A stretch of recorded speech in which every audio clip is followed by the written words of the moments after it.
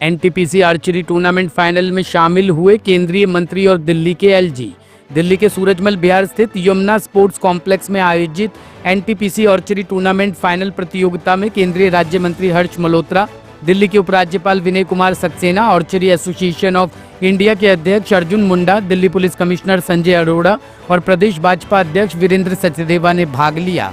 इस मौके पर उपराज्यपाल विनय कुमार सक्सेना ने कहा कि इस टूर्नामेंट में खिलाड़ियों ने अपनी प्रतिभा का प्रदर्शन किया और देश का नाम रोशन किया। उन्होंने दिल्ली में स्पोर्ट्स कॉम्प्लेक्स के निर्माण में तीरंदाजी को प्राथमिकता देने का आश्वासन दिया और कहा कि तीरंदाजी भविष्य में एक प्रमुख खेल बनेगा। सर, आज ये final archery association of India लगातार आर्चरी के स्पोर्ट्स को देश में आगे बढ़ा रही है। ओलंपिक में भी हमारा रिप्रेजेंटेशन रहा है, कॉमनवेल्थ में भी, पैरा ओलंपिक में भी, और ये भारत के खून में है। तीरंदाजी ये हमारा ट्रेडिशनल स्पोर्ट्स रहा है। मैं ऐसा मानता हूं कि आज का जो ये इवेंट है, final NTPC national ranking archery tournament, ये यहाँ पर पूरे देश भर के जो लगातार आर्चर्स अपने आप को प्रदर्शित करते रहे हैं, उसका आज फाइनल हो रहा है।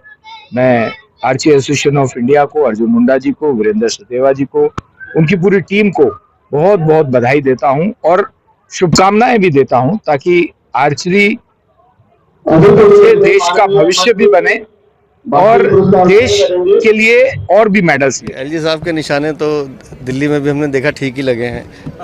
और ये आर्चरी हमारा नेशनल रैंकिंग टूर्नामेंट था जिसका आज फाइनल हुआ है और लगभग 1 करोड़ रुपए का कैश प्राइज़ बच्चों को दिया गया है और 2.5 करोड़ की इक्विपमेंट एनटीपीसी और स्पोर्ट्स अथॉरिटी ऑफ इंडिया की तरफ से हमने आर्चर्स को दिए हैं और बच्चे भी बहुत खुश हैं। और आज माननीय उपराज्यपाल जी ने एक अनाउंसमेंट भी की है कि दिल्ली के में एक और आर्चरी का ऐसे ही एक स्टेडियम बनाया जाएगा और बच्चों को और फैसिलिटीज़ दी जाएंगी। और वैसे भी यमुना स्पोर्ट कॉम्प्लेक्स डीडीए का जो ये कॉम्प्लेक्स है, बेहतरीन हमारा स्टेडियम है आर्चरी का। इंटरनेशनल इवेंट यहाँ होते हैं और मुझे उम्मीद है कि आने वाले ओलंपिक में, क्योंकि अब कंपाउंड मिक्स टीम भी उसमें पार्टिसिपेट कर पाएगी और रिकर्व के बच्चे भी हमारा अच्छा कर रहे हैं, तो इस बार हम 2028 में निस्संदेह मेडल लेकर आएंगे। पिछले 11 सालों में माननीय प्रधानमंत्री जी के नेतृत्व में हिंदुस्तान में खेलों में क्रांतिकारी बदलाव हुए हैं।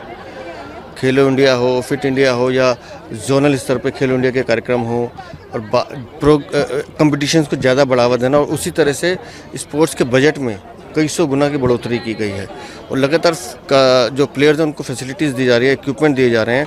और पहले क्या होता था कि बच्चे जब पोडियम पे आता था तो सरकार मदद के लिए आती थी, लेकिन अब स्थिति बदल गई है। ग्रास रूट लेवल पर ही टैलेंट को सर्च करके उसको ग्रूम करने का काम, उसको प्रोत्साहन करने का काम भारत की सरकार कर रही है और नरेंद्र मोदी जी के नेतृत्व में निस्संदेह खेल के क्षेत्र में भारत ने बहुत प्रगति की और आने वाले समय में भी आप देखेंगे तो बहुत बढ़िया उज्ज्वल भविष्य खिलाड़ियों का इस खेल में है। हर मेडल की अपनी खूबी होती है और ये वाला खूबी एक अलग है अपने ही शहर में, और एक बड़े पोडियम बनाया गया, उसमें बड़ा इवेंट कराया गया और उसमें आप अचीव कर रहे हैं, गोल्ड मेडल ला रहे हैं, तो एक बहुत बड़ी उपलब्धि है मेरे लिए। मैंने बहुत सारे इंटरनेशनल इवेंट खेले हैं, चाहे वो एशियन गेम्स हो, वर्ल्ड चैंपियनशिप हो, मल्टीपल वर्ल्ड कप्स हो, सभी में जीता है, पर ये अलग खुशी। देखिए, आज की डेट में कंपटीशन बढ़ रहा है, वो कंपटीशन इन युवा की वजह से ही बढ़ रहा है। अच्छा कर रहे हैं, आगे बढ़ रहे हैं और बहुत अच्छे से ग्रो कर रहा है, कॉम्पिटिटिव हो चुका है और अब कंपाउंड इवेंट आर्चरी वाला भी ओलंपिक में जुड़ चुका है। तो एक अपने आप में एक बहुत अच्छा गेम है, डिसिप्लिन गेम है। अब मुझे नहीं मालूम कि अच्छा मेडल हर कोई मेडल ले पाएगा नहीं ले पाएगा, पर हर कोई अच्छी सेहत जरूर बना पाएगा। तो स्पोर्ट्स में अपने बच्चों को इंट्रोड्यूस कराइए और आगे। टॉप स्टोरी ब्यूरो के लिए दिल्ली से रवि डालमिया की रिपोर्ट।